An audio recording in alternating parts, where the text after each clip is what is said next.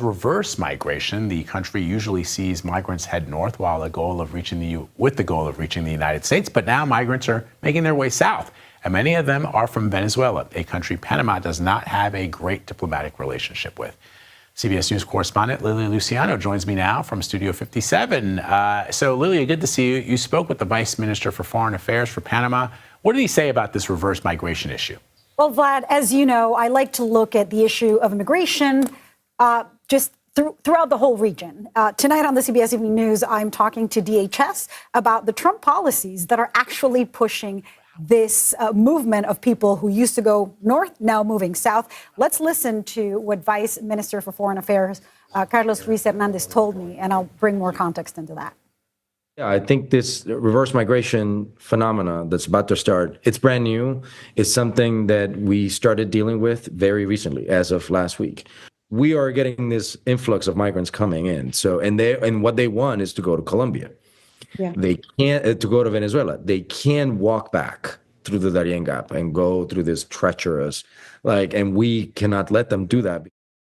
So here's what's really interesting, Vlad, in particular to Panama. Panama does not have a diplomatic relation with Venezuela. The majority of the people that they're encountering, he says hundreds of people now in their northern border. It used to be people coming from the south, from countries like Venezuela, up towards the U.S. Now they're coming back. He says it is because of the Trump policies. It is because of the deportation. It is because of the loss of the CBP-1 app that gave people a possibility, an opportunity, and an appointment to make their case for asylum.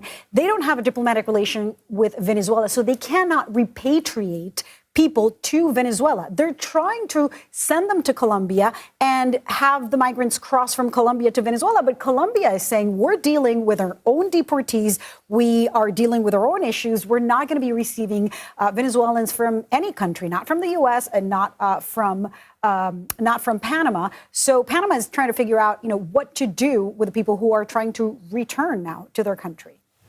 So let me ask you a question. Did the Vice Minister for Foreign Affairs address the 300 or so migrants sent from the U.S. that were reportedly stuck in a Panamanian hotel? He did. I asked him about that. And I also asked, is this going to be a trend? Are you going to be repatriating a lot of immigrants from the U.S.?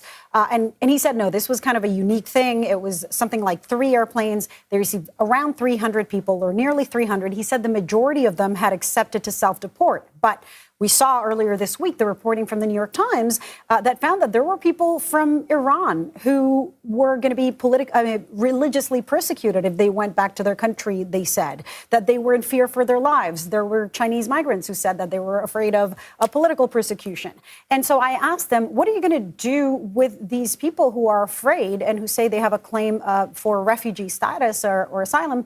And he said, look, there are resources there, and UNHCR is going to be there to provide those resources or access or begin that process with them. We're going to, of course, follow up and see where that stands in several weeks. But it is kind of a new and unique situation that Panama finds itself in after reaching these deals that, as you know, some of them had already started with the Biden administration. Panama's relations with the U.S. funding their repatriation flights, but some are new because